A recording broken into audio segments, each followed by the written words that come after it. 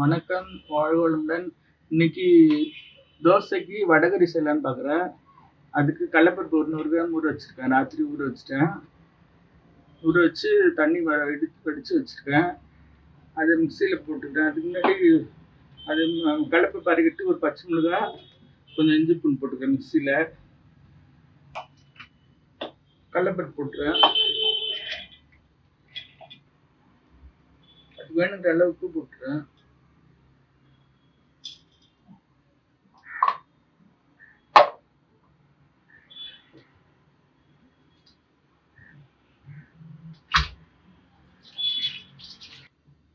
இது வரைக்கும் அரைச்சின்னு வந்துடுறேன்.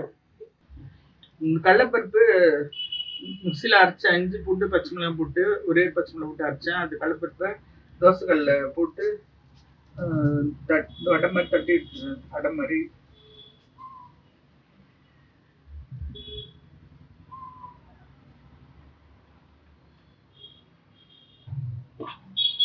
வேக வைக்கணும். ஒரு கடாய் வச்சிருக்கேன்.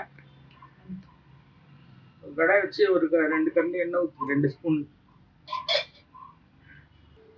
அந்த வடகறி தாளிக்கிறதுக்கு இந்த மசாலா எடுத்து வச்சுக்கேன். ஒரு பிரிஞ்சி இலை, ஒரு 2 பட்டை, சின்ன பட்டை, லவங்கம் 4, ஒரு ஸ்டாரு, ஒரு கல்பாசி, ஒரு ஜாதி பத்திரி சின்ன பீஸு எல்லாம் போட்டு வச்சுருக்கேன். சோம்பு அதுலேயே கடல மாவுல போட்டு அரைச்சிட்டேன். கடலப்பருப்புலேயே எல்லாம் போட்டுக்கிறேன்.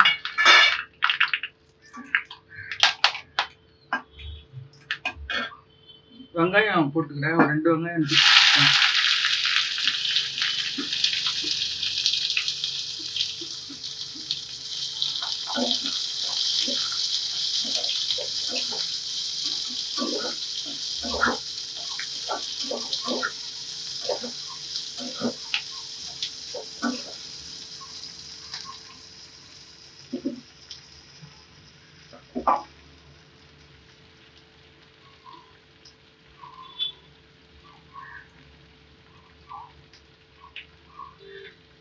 மாவுல கொஞ்சம் உப்பு போட்டுருக்கேன். இந்த இதுக்கு மட்டும் கொஞ்சம் உப்பு போட்டுக்கிறேன்.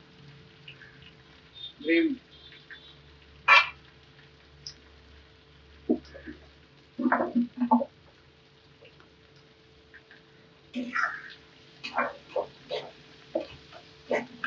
தக்காளி அரைச்சி வச்சுருக்கேன்.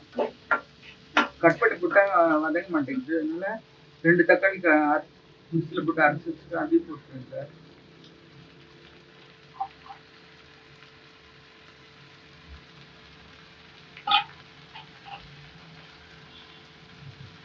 இஞ்சி பூண்டு பேஸ்ட் ஒரு ஸ்பூன் போட்டுறேன்.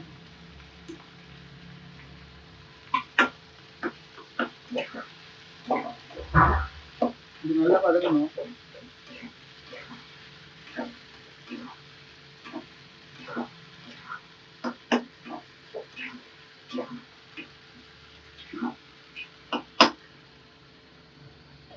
மூடி வச்சுட்டேன். வதங்கிட்ட கொஞ்ச நேரம்.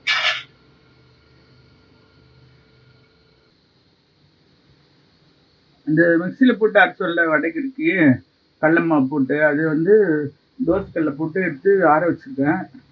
ஆறின உடனே அந்த இதில் கிரேவியில் சேர்த்துக்கலாம். ஆறின உடனே மிக்ஸியில் பொடி பண்ணி போடணும். ஆற வச்சுருக்கேன்.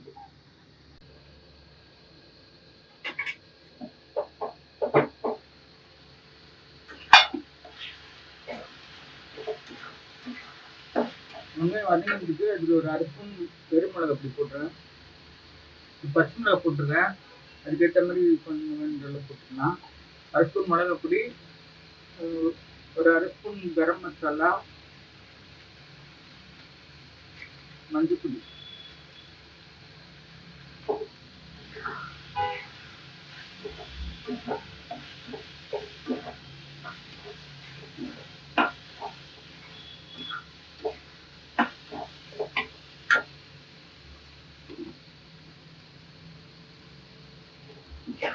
ஒரு 2 நிமிஷம் வதங்கிட்டோம்.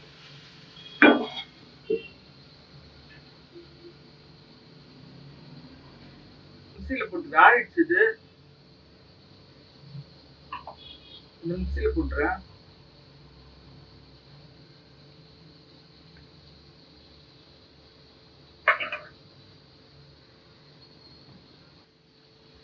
ஒரு டம்ளர் தண்ணி ஊற்றிக்கிறேன்.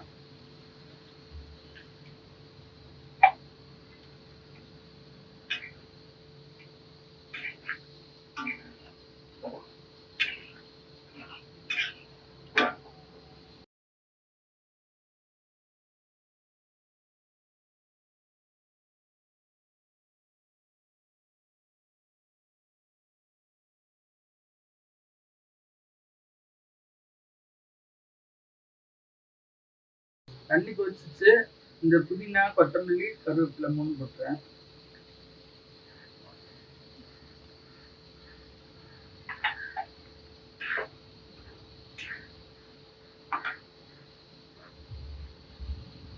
அந்த கடலை மாவு போட்டுறேன்.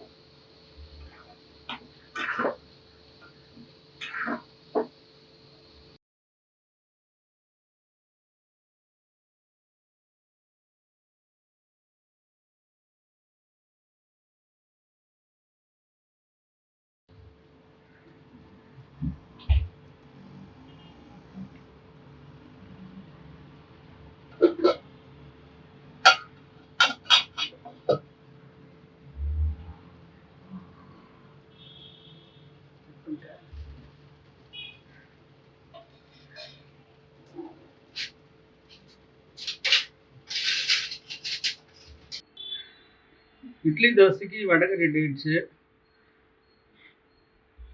நன்றி. வாழ்க வளமுடன்.